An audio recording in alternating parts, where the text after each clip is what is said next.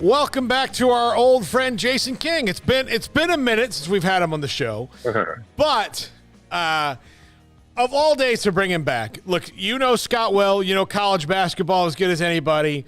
This is something, Jason, I always thought would happen eventually, and I wondered under the conditions that it would.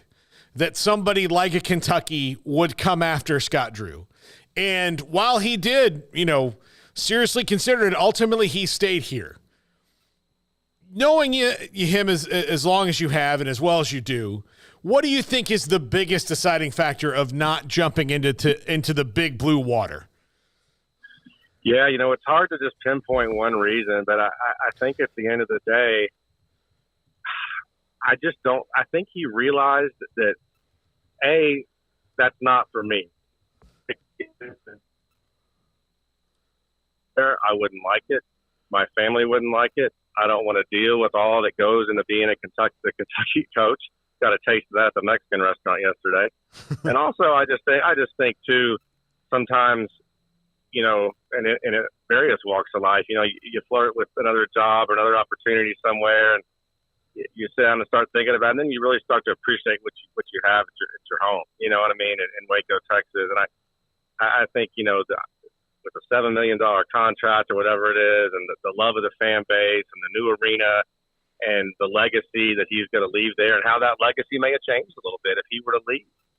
I think that, sometimes you step back and take a helicopter view of your job and you're thinking, man, I've got a really good, we can do the same things at Baylor that we can do at Kentucky. We already have.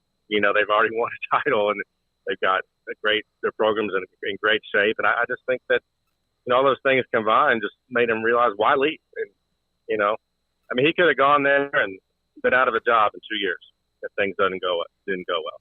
He can stay at Baylor and for the rest of his life. And I hope that's what happens. But, I certainly don't think anyone should fault him for listening. I think a lot of jobs these days, there's probably, you can count on one hand the jobs he might entertain, and that understandably would be one of them. But, and kudos for him to doing his research, sending his family up there, all that kind of stuff. But, that Kentucky job isn't for everyone. No. It takes a certain type of person to handle that. I'm not ripping on their program or anything. It is what it is, but I don't know if Scott would have enjoyed that, to be honest. And there's certainly nothing wrong with that. Have Kentucky fans overvalued their current worth? I think so. And a lot of that, I think, has to do with just the landscape of college basketball now. Tons of coaches are making huge salaries. There's a lot of passionate fan bases.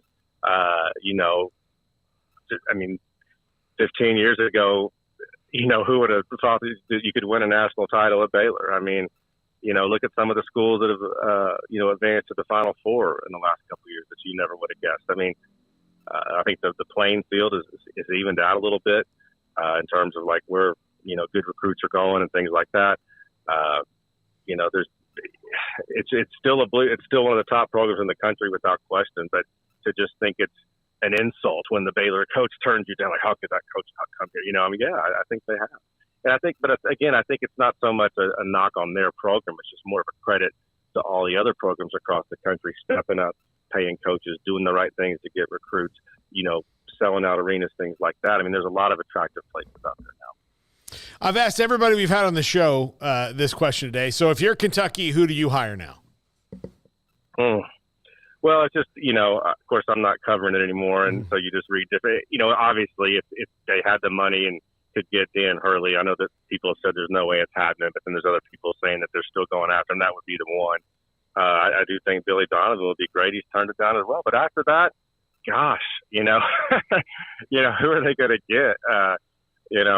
I've always been a Sean Miller guy. He's a little bit abrasive at times and things like that, but I think he's an excellent coach. He's proven he can recruit. He's got some baggage, obviously.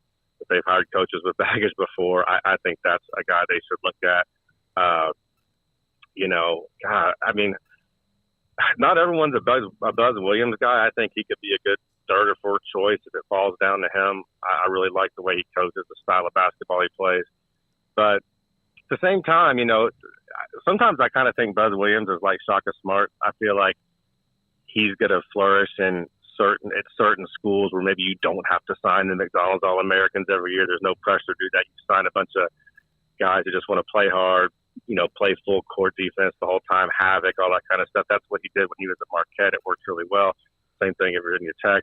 You send him to Kentucky, you just wonder, is he going to be able to get, one and done, two and done guys to be able to play like that. But he could be a candidate as well, though. So I don't know. What I'm curious to hear your opinion on who you think would be a good fit there. I think it should be Sean Miller, and I also think that they wouldn't be crazy to talk to Will Wade, just to see that. Now, look, he probably needs another step before he gets to a Kentucky, but the dude can flat out coach. And he and Sean Miller are in the same boat, right? Where everything that they lost their previous jobs for now doesn't matter. It doesn't matter at all. It's not even close to a crime anymore. Absolutely. It's like one of those 1750 laws. If it's illegal to smoke tobacco next to a cow, well, yeah, it's gone. Right. I've always thought Sean Miller was a top 10 kind of coach.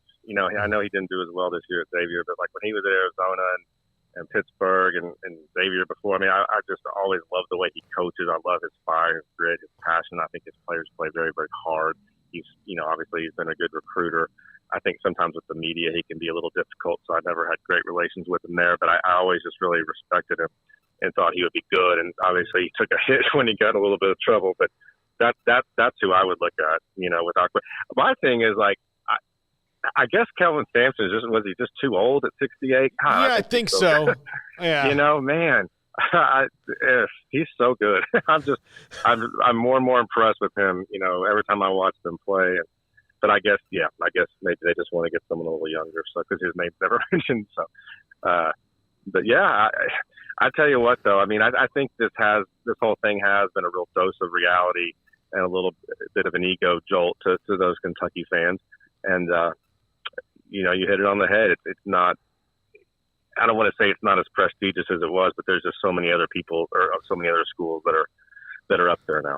Well, part of it, and look, I think the COVID year changed a lot of this in that when you've got 24-year-old guys, and this is what Kentucky's run up against, your one and dones can be great, but you're the only school who's, really doing that right now. So, right. So when they run up against those veteran guys, it's just different. And when everybody was trying to do what Kentucky was doing, they were going to be the best at it. But now they're not. Now it's a big melting pot of whatever's going to work for us the best we're going to do. And there's more than just those options of let's just get these guys who are definitely going to be NBA players. Right. The model doesn't work anymore. It served them pretty well for a while there, and they won a championship with it and almost won another one. But yeah, there's nothing wrong with signing a couple of one and done players, but you've got to mix in those veterans because, those guys may be better NBA players, but when they're 18 years old, they don't have the toughness mentally, especially, and maybe not physically at that point in their life to compete with some of these seniors that are, grizzled and have, won in big time arenas and big time environments and won under pressure. There's a lot to be said for that. And maybe those seniors aren't the ones that are getting drafted first, but they're the ones that are equipped to win championships in college. And, we saw it with Baylor when they won the title. Was there not a lot of one and dones on that team, or if any? So my brain is fried right now. But yeah, it's just, you sign Kendall Brown and that's fine, or Jeremy Sohan, fine, but who are they mixed in with? Those guys, brought out the best with them. The culture, helped them and kind of maybe mask their inexperience a little bit, and they flourished. But to have a whole team basically that's full of those kind of players is just not going to work anymore. And Kentucky proved that. Do you think he'll adapt at Arkansas? I do. I think he'll be forced to change a little bit. He is a very good coach, and I really like John Calipari. He was always I dealt with him as much as any coach out there probably when I was covering the national beat, and I think it was a good move for him. I think he's probably refreshed and rejuvenated, but yeah, I do think he'll have to change some things a little bit. But they'll sell out that arena and go crazy. He'll get kids and they'll be competitive. He's getting up there in age too. You wonder, how bright the the fire still burns or how hot it is. But I mean, it must be because he's incredibly, incredibly wealthy now. He doesn't have to keep doing this, and he does. So that says a lot about his competitive fire, and I hope he does do well. He takes a lot of hits from people, but I've seen him do some really nice things for people and be a good person. And I think deep down, he's a great person, and I'm glad he moved on because, it was time. I mean, he was definitely underachieving, and I'm sure he wasn't happy. The fans weren't happy. It was just a toxic situation. I'm glad he got out of it. Jay King, always great to talk to you, my friend. I haven't seen you, and it's been too long. It's been far too long. I know. So I'll be back there soon, man. It's good to hear your voice, and missed everyone in Waco. I thought you guys did a great job covering stuff. Ashley Hodge, I talked to him about 11:30 last night, and he goes, "Man, I think." He goes, "I go, man." And it was funny because earlier in the day, he was kind of nervous, and then he apparently got some info in the wee hours or the late night hours. I went to bed with a smile on my face because he had me convinced he was staying, and he was right. So Great job by all of you covering this, and shout out to Darby Brown too for being at the airport yesterday in Temple.